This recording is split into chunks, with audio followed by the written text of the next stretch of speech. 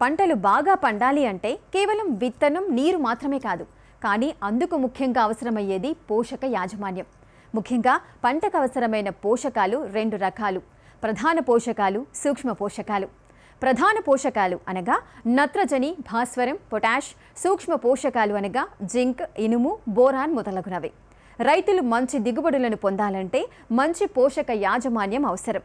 మొక్కలకు ప్రధాన పోషకాలు ఎంత అవసరమో సూక్ష్మ పోషకాలు కూడా తప్పనిసరి. కాబట్టి రైతులు ఎక్కువగా ఎరువులు వేస్తే ఎక్కువ దిగుబడి వస్తుందని అనుకోవడం తప్పు. నేల పరీక్ష ఆధారంగా ఎరువులు వేయడం వల్ల ఖర్చు తగ్గి దిగుబడి పెరుగుతుంది. అలాగే సేంద్రియ ఎరువులు అనగా పశువుల ఎరువులు, కంపోస్ట్, వర్మి కంపోస్ట్ వాడటం వల్ల నేల ఆరోగ్యం మెరుగవుతుంది. సరైన పోషకాలు సరైన సమయంలో సరైన మోతాదులో వేసినట్లయితే అధిక దిగుబడులు పొందవచ్చు.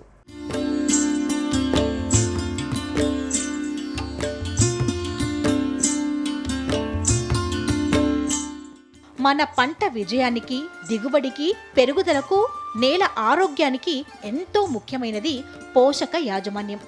నేటి తరం రైతులు సూక్ష్మ పోషకాలను వేయకుండా కేవలం ప్రధాన పోషకాలైన నత్రజని, భాస్వరం, పొటాష్ అతిగా వాడడం వల్ల నేల వాతావరణం మరియు మానవుల ఆరోగ్యం క్షీణించిపోతుంది.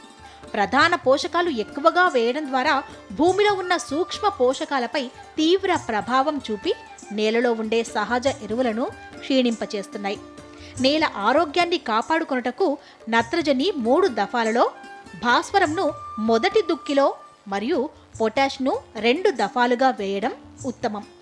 దీని ద్వారా ఎరువులు వృధా అవ్వకుండా సరైన సమయానికి మొక్కకు అంది మంచి దిగుబడులను పొందవచ్చు.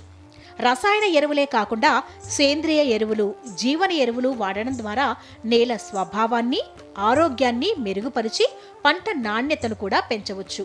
మరిన్ని వివరాలను తెలియజేస్తున్నారు తోర్నాల వ్యవసాయ పరిశోధనా స్థానం ప్రధాన శాస్త్రవేత్త మరియు అధిపతి డాక్టర్ సంతోష్ కుమార్ గారు.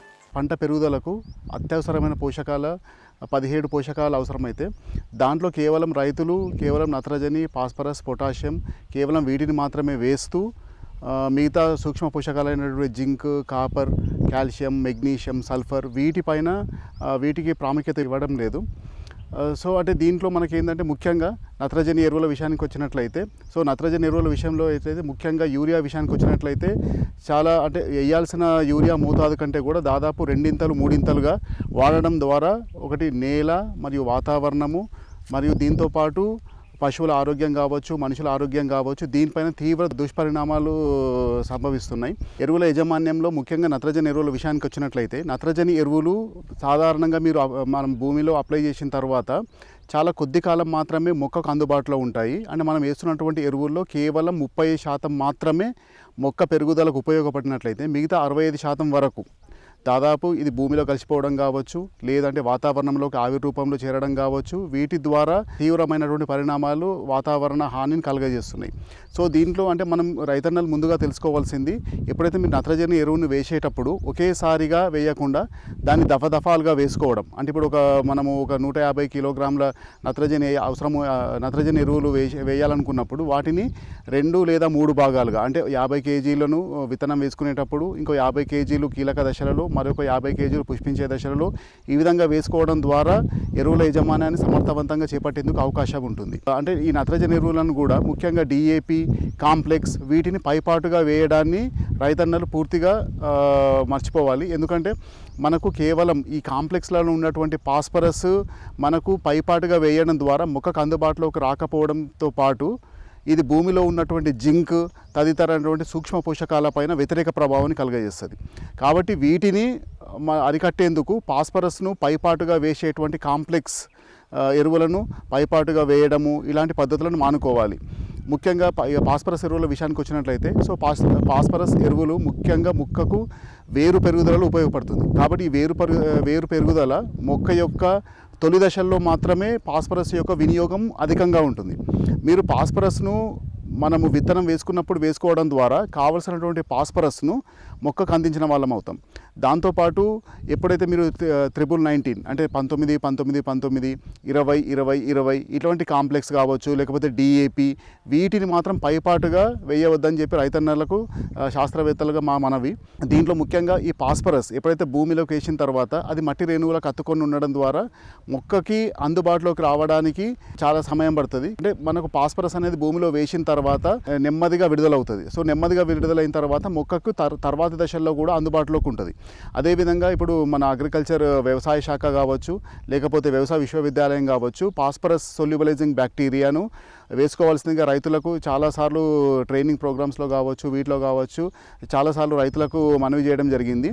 అంటే ఈ పాస్పరస్ సొల్యుబలైజింగ్ బ్యాక్టీరియాని వేయడం ద్వారా అంటే భూమిలో ఉన్నటువంటి మట్టి రేణువులకు అతకపోయినటువంటి పాస్పరస్ను ఈ పాస్పేట్ సొల్యుబలైజింగ్ బ్యాక్టీరియా మొక్కలకు నెమ్మదిగా అందుబాటులోకి వచ్చేలా చేస్తుంది. కాబట్టి పాస్పరస్ ఎప్పుడైతే మీరు పాస్పరస్ సొల్యుబలైజింగ్ బ్యాక్టీరియాని వేయడం ద్వారా పాస్పరస్ వేసేటువంటి పరిణామాన్ని చాలా వరకు తగ్గించుకోవచ్చు.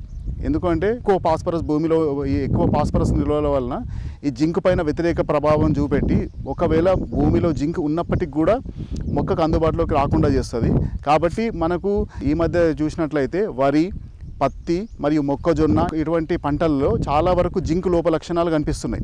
ఈ జింక్ లోప లక్షణాలకు ప్రధాన కారణం భూమిలో జింక్ లేకపోవడమే కాదు, భూమిలో అధికంగా ఉన్నటువంటి పాస్పరస్ జింక్ను మొక్కలకు అందుబాటులోకి రాకుండా చేస్తుంది.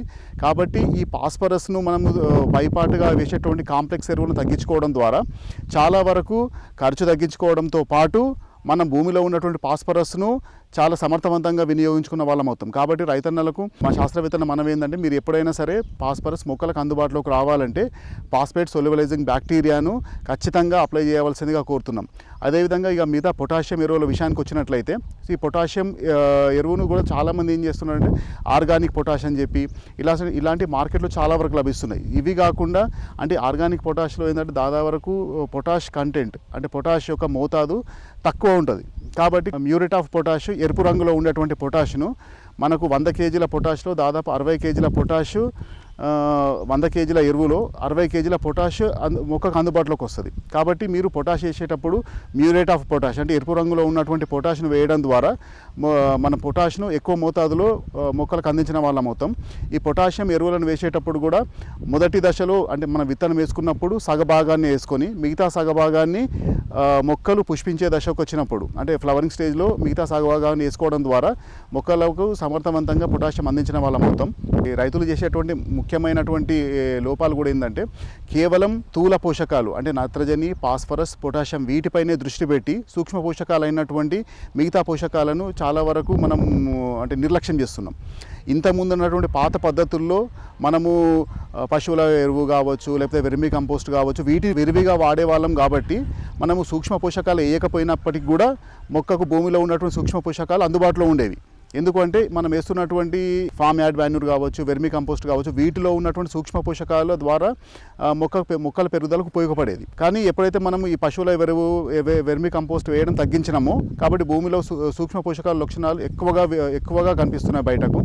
కాబట్టి వీటి నివారణ కోసం మనము స్థూల పోషకాలతో పాటు సూక్ష్మ పోషకాలకు కూడా ప్రాముఖ్యతను ఇవ్వాల్సి ఉంటుంది. దీంతో పాటు జింక్ కావచ్చు, లేకపోతే అంటే మీరు ఎప్పుడైతే వరి, మొక్కజొన్న వీటిని వేస్తున్నప్పుడు ప్రతి యాసంగిలో కావచ్చు, లేకపోతే ప్రతి 2 సీజన్లకు ఒకసారి మనం జింకును కూడా మనము విత్తనాలు వేసుకున్నప్పుడు ప్రతి ఎకరానికి 20 కేజీల జింక్ని వేసుకోవడం ద్వారా జింక్ లోప లక్షణాలు నివారించుకోవచ్చు. అదేవిధంగా ముఖ్యంగా నూనె గింజ పంటలు వేసుకునేటప్పుడు అంటే కుసుమలు కావచ్చు, లేదా ప్రొద్దుతిరుగుడు కావచ్చు ఇటువంటి పంటలు వేసుకున్నప్పుడు ఖచ్చితంగా పాస్పరస్ను DAP రూపంలో కాకుండా సింగిల్ సూపర్ ఫాస్ఫేట్ రూపంలో వేసుకోవడం.